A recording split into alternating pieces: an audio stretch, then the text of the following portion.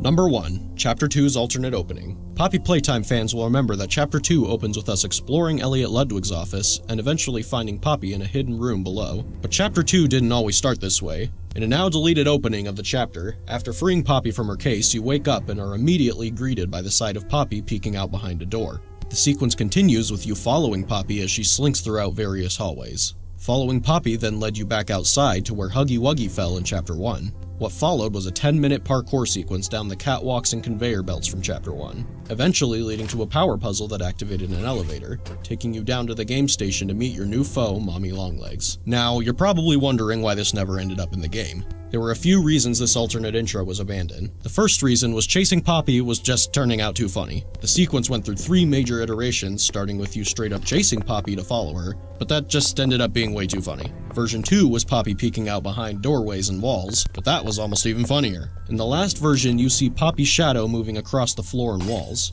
This version was definitely the creepiest iteration, and it's the one we ended up sticking with for quite a long time. But in the end, it was abandoned for just feeling a little too cheesy. The second reason was simple. It was too long. You went through a 10-minute parkour sequence and a wild goose chase without really learning or seeing anything interesting, which leads us to the final reason for the scene's abandonment. Mommy Longlegs had no mention or build-up.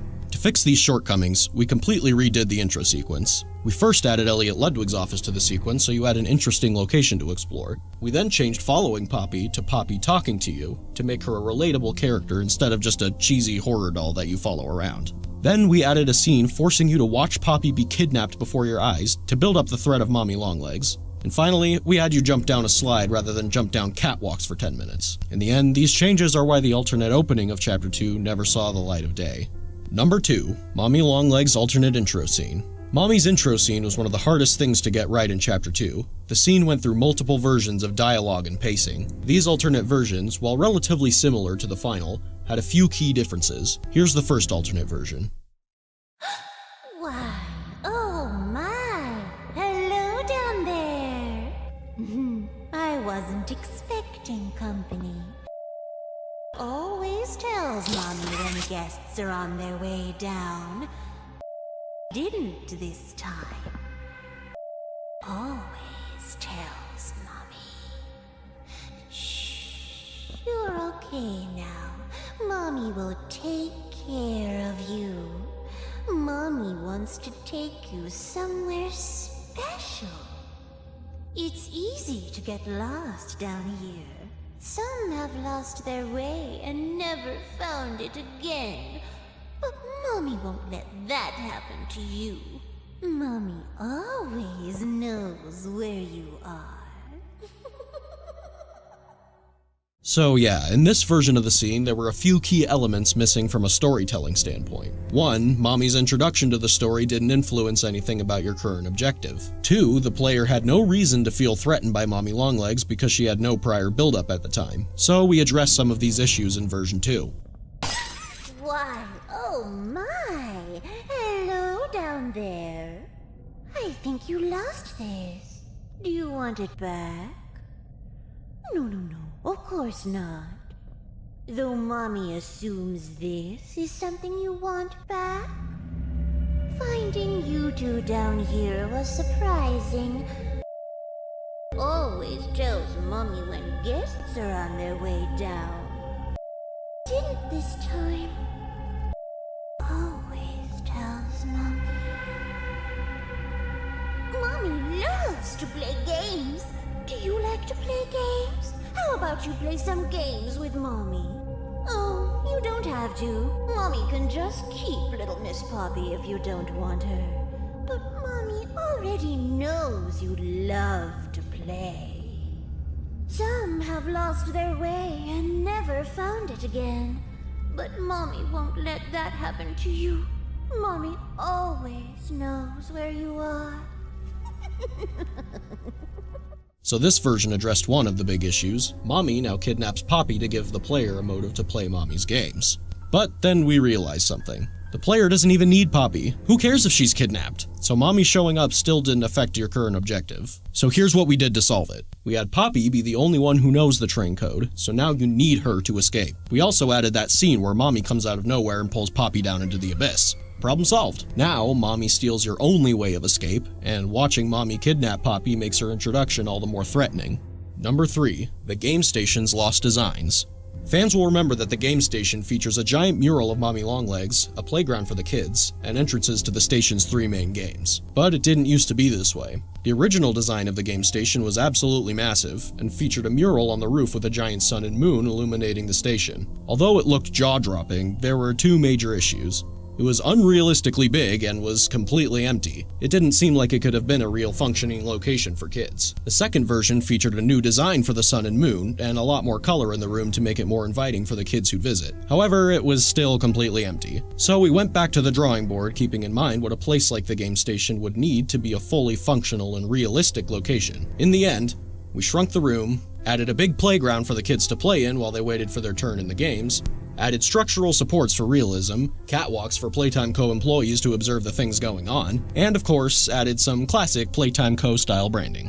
Number 4. Musical Memory's lost design. Musical Memory used to have a much different aesthetic than it currently does. In the original version, the walls were completely covered in TV screens of various sizes that would display the name of the button that you're supposed to press, and the buttons you press during the game used to be suspended by big mechanical arms. The reason this design was abandoned was fairly straightforward. The aesthetic was too high-tech looking for Playtime Co. The array of TVs and mechanical arms made the room feel closer to a spaceship than a toy factory. On top of that, we also decided that we wanted to include an area where Mommy Longlegs could watch you play, and that just wasn't going to work in a curved room with a bunch of TVs. Number 5. Cassie Cutie Pillar. Some of you may actually be aware of this one. Cassie Cutie Pillar was the original character that was going to be chasing you throughout the Statues game. She was a giant caterpillar with a pink snout, beady eyes, and 2 antennae. Cassie actually appeared in the official Chapter 2 trailer before she was scrapped. Though Cassie was cute, we felt we had the opportunity to make the character more unique by creating an unholy combination of 2 different animals. So we went back to the drawing board. We spent a long time picking the right face for this new character, something that didn't feel too goofy for the Statues section of the game. Eventually, we settled on the design that would become PJ Pugapillar. This was one of the later changes we made to Chapter 2, as we had already made a completely finished model of Cassie complete with fur simulation and realistic eyeballs, as well as various art of Cassie throughout the game having to be swapped with the new PJ art. Number 6. Daisy the Flower and 7 other characters. This is probably the most well-known one on the list. Very similar to Cassie Cutie Pillar, Daisy was the original character that was going to be lowering towards you during the Musical Memory game. She was a flower marionette suspended on strings with a very unsettling face. Like Cassie, Daisy also appeared briefly in the trailer for Chapter 2. Daisy was abandoned because we wanted a character with more theming, and a way to alert the player that death was getting closer and closer. And this is where things got difficult. We went through 7 completely different character concepts for the Musical Memory toy. A monkey, a clown, a fox, a princess, a bluebird, another bird, a ballerina bird, and finally, a bunny. We liked the bunny because he had great theming with his symbols and clothes, as well as his symbols serving as a great audio tool as you hear him descending upon you in Musical Memory. After a few slight design tweaks and color variations, we finally got the Bunzo bunny we all know today. Daisy the Flower wasn't completely absent from Chapter 2, however, as we see various art and posters of her throughout the game, as well as a full cardboard cutout with voice lines from Daisy. Number 7. Mommy Longlegs alternate designs. Mommy Longlegs went through dozens of designs before she became the noodly pink maniac we all know today. 2 of these scrap designs actually show up in Chapter 2 as old blueprints for Mommy Longlegs. Her first design was a noodly plush doll with button eyes. It was cute, but that was the problem. The design wasn't eerie enough. A few other things on top of that was she looked too young for her name to be Mommy, she didn't have enough resemblance to a spider for her Longlegs pun to make sense, and we wanted to try making her a plastic toy to make her feel more unique from Huggy Wuggy. For the next designs, we really tried to push the spider look, as well as make her appearance a bit more creepy. She did look like a spider now, but too much so, to the point where we didn't think it would be realistic for Playtime Co. to create a toy like her. Another issue was this design didn't necessarily look like a toy at first glance either. The next designs really tried to push the creep factor in the face, and reel back a bit on the spider elements. This design pass is also where we came up with the idea of Mommy having limbs that could stretch. Originally, her limbs were going to extend in the form of plastic tubes, similar to the way a lightsaber toy might extend.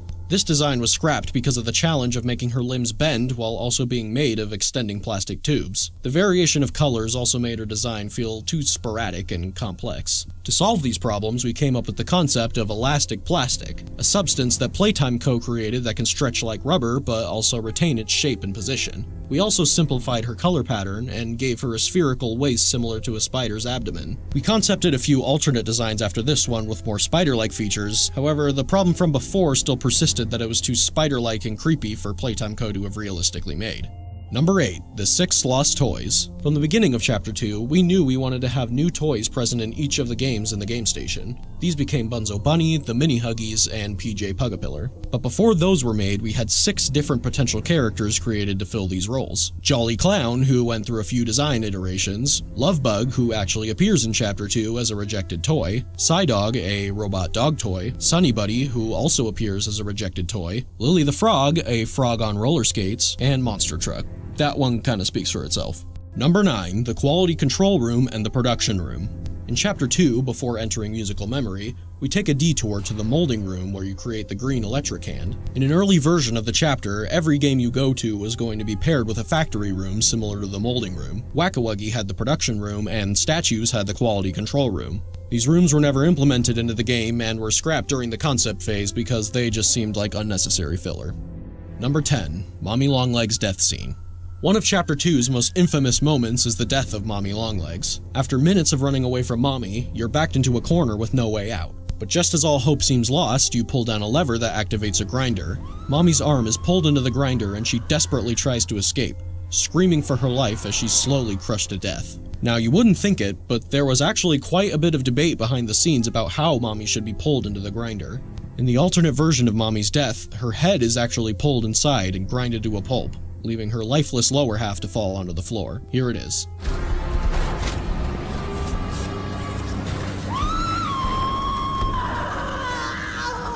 What have you done? You make me part of you! You can't do this to me!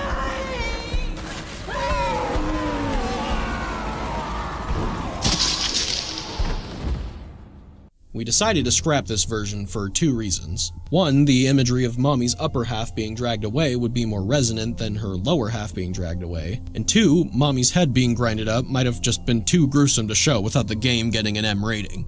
Thank you all for watching, and we'll see you in Chapter 3.